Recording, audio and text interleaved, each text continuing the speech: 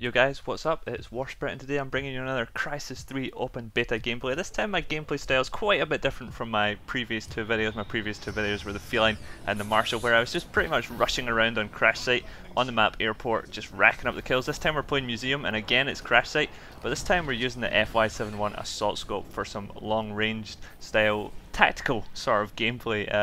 I've also got my foregrip on there to reduce the vertical recoil of my FY71, and I've also got the muzzle brake on the end to reduce the horizontal recoil. Now, I did have a suppressor on this class originally, but I took it off immediately after the first round. I just felt the suppressor wasn't giving me enough damage output, and the muzzle brake obviously has its advantages of reducing your recoil a little bit. You'll see, even without the suppressor and the reduced damage that brings, I am taking quite a little while to kill these guys. These guys are all obviously using auto armor like everyone else in the game right now, and you'll see I've got the scout perk on, which shows their health, and you can just watch that and see exactly how much damage each of my bullets are doing to these guys. So why the sudden change of pace in my gameplay? Well, I wanted to show you guys something a little bit different, something a little bit more tactical in the gameplay. Some people don't like the rusher style and they want to play a little bit differently, so I wanted to show you guys just how you can go about playing things a little bit differently. There's a lot of things you need to watch out obviously when you're playing the ranged class, and I'll talk about those in this video. In Crysis 2, one of my favourite classes was the FY71 with the assault scope and the suppressor with point fire enhance. I do actually have point fire enhance as well on this class. That's for any shotgunners or any other people that get too close. I can just hip fire those guys down, since the assault scope really isn't the best thing to use at close range. But yeah, in Crysis 2, people got a little bit upset after a little while, saying that FY71 was too overpowered, so it got banned from pretty much every server. In Crysis 3, it's looking pretty balanced in my opinion. Some people still say it's overpowered, but I think they're just living in the past of Crysis 2. It's definitely taken me a good few well-aimed bullets to take these guys down. Of course, if my aim had been a little bit better in this situation, I probably would have gotten this guy before he blasted me to pieces with his jaw missile. But that's my first death, guys. I actually go 42 and 2 in this gameplay, so not too bad. I hope you guys enjoy the gameplay and maybe you'll learn some things just from watching the video. But I want to talk to you guys about long range gameplay anyway.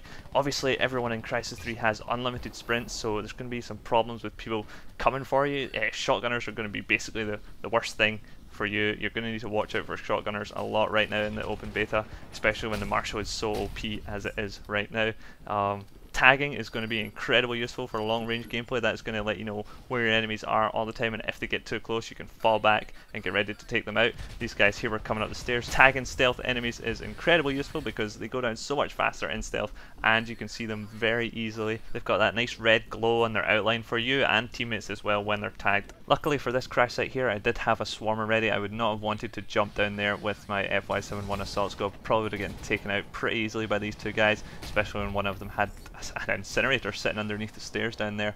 That's the best way to use a swarmer. Definitely use swarmers from the high ground.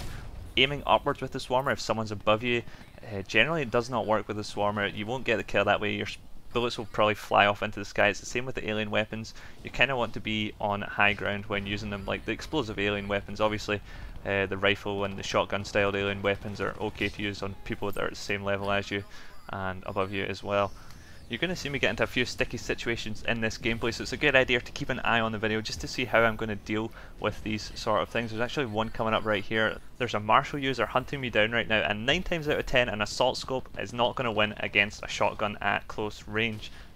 Here he comes now across this bridge, and as you can see my aim is totally off as he power jumps over my head. I do try and throw in some melees there but totally miss them as well, so the only option I have is to fall back and get out of that situation very quickly.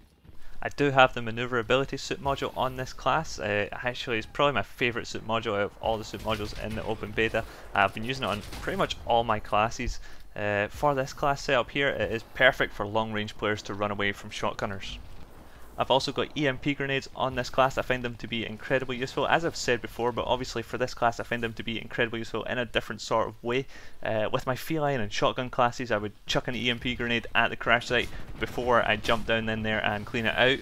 For this class, however, I prefer to use them a little bit more defensively. Again, if someone was coming for me, someone hunting me down, then basically what I want to be doing is running around a corner, dropping an EMP grenade behind me, and then preparing for these guys to come around the corner after me. This puts them at an incredible disadvantage because they will have no armor mode, no auto armor, no stealth, so I can basically line up the shot as these guys come around corners, and they will go down really fast after that. Obviously you have to be pretty careful with your EMP grenades, because EMP grenades do actually affect you as well. So if you put them too close to your character, and there is actually quite a wide range, sometimes you don't actually need to be inside the sort of sphere, the blue sphere that appears when you drop an EMP grenade for you to be affected by it. And if those drain your stealth and your armor to 0 as well, you're putting yourself at quite a disadvantage. Obviously sometimes it's actually just worth it to drop an EMP grenade on yourself to make sure you're countering those guys with auto armor. I've done that myself as well sometimes. Sometimes it's the only way to deal with it, but it is a way to deal with it nonetheless, and it does work.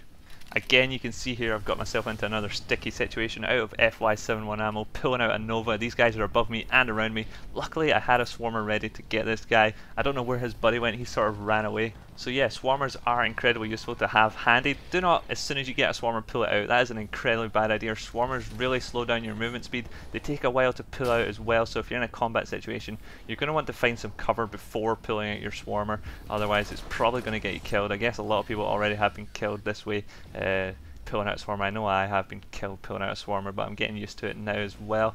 I found that playing long range, my ammo has run out quite a lot, so obviously you're not down there in the midst of the combat picking up your ammo when you kill off a player, so you're going to want to make sure you have a really good secondary weapon. My favourite secondary weapon so far is definitely the M12 Nova. The Majestic for me doesn't do enough damage. It's actually 4 bullets to kill with the Majestic, and even if you disable auto armor it's still another 2 shots.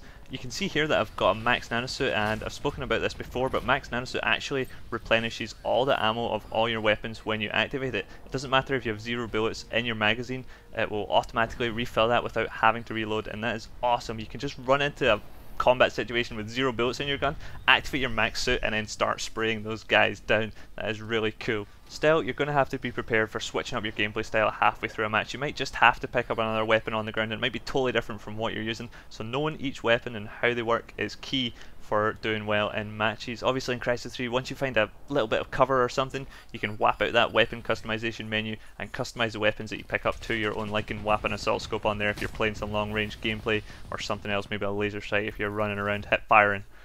There's one more thing that's key to long range gameplay, and a lot of people haven't been using this in the open beta so far. I don't think they realise how good it is. We're talking about stealth here. In Crysis 2 you could run around really close to enemies with stealth, jumping around, making people go crazy with your stealth combat, jumping in and out, getting the drop on people all the time with stealth.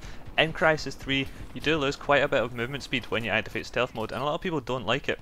This is actually a suggestion I gave to Crytek for them to improve stealth and to balance it, and I think it's the best way to balance stealth is to make it slower than power mode.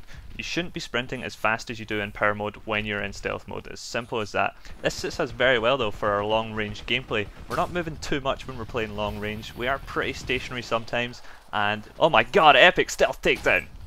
Moving on, there's a few things you need to know about stealth to be able to use it effectively. One of those things is that stealth does drain your stealth energy bar really quickly. I tried to push it to the edge there and try and get another stealth kill on that guy. Unfortunately, I didn't quite make it. I had to kill him with my Nova and a punch. So make sure if you're using stealth, keep an eye on that stealth bar and don't let it hit 0 and get you caught out in the middle of an open field unawares with enemies all over you. The transition time for stealth does seem to be pretty long right now, and what the transition time is basically the time it takes for you to change from power mode into stealth mode and become completely invisible to your enemies. During this time you could be glowing bright red. I've seen plenty of enemies that appear to be glowing bright red as they transition into stealth, and also in the map museum you might see guys who flash bright white across the map before they disappear, like they are transitioning into stealth, and for me that's an incredibly easy kill. So what you do not want to be doing is like getting abused by this bug. It might be a bug, it might be a feature. This might be the feature where you glow bright white when you transition into stealth, who knows, but you do not want to get caught out like that. So when you're going to activate stealth, make sure you're under cover, and when you come out of cover be sure that you are completely invisible to your enemies. Here's another vote kick against me, guys. Come on, really? I'm showing you guys the gameplays on YouTube and you're still vote kicking me. Jesus. There was definitely a guy in the server who wasn't a fan of me, but don't worry, I gave him my YouTube channel, so perhaps he's watching this video, learning a thing or two, and maybe I've gotten myself a new subscriber. Still got a minute and a half to go in this video, guys, and I want to just talk a little bit about playing the objective, or PTFO, as a lot of guys have been saying to me recently. This is open beta, so basically what I want to be doing is just getting a feel for the weapons, using as many different weapons as possible, leveling up my weapons by getting kills. To level up weapons you have to get kills with them. Leveling up your weapons unlocks new attachments, so you can try out different things and learn the balance of the weapons, and also see if there's anything that's a little bit overpowered and maybe Crytek needs to know about it. I'm really looking forward to when the full game comes out to play some team instant action where kills and deaths are the only things that matter, but obviously in Crysis what you want to be doing is getting some Crysis points, and my preferred way to do this is basically to patrol around the Crysis rather than stand on it. I don't want to be sniped or grenaded or blown up by some C4 or something like that. Unfortunately, we do lose this match, but thanks for watching, guys. We're going to see some match highlights again at the end. Let me know what you think about my video in the comments. If you enjoyed it, please hit the like button, and if you're new to my channel, please subscribe as well and check out some of my other videos. I'm trying to cover as many weapons as I possibly can in open beta before it finishes. Let me know in the comments below which weapon you want next. I have had a lot of requests for the bow, and I am still trying to learn the bow and the best way to go about it, countering auto armor and so on. But there you go, you've seen the FY71, you've seen some nice long range gameplay, you've seen my up close and personal feline and martial gameplays. Let me know what you want to see next, guys. Thanks for watching and see you later.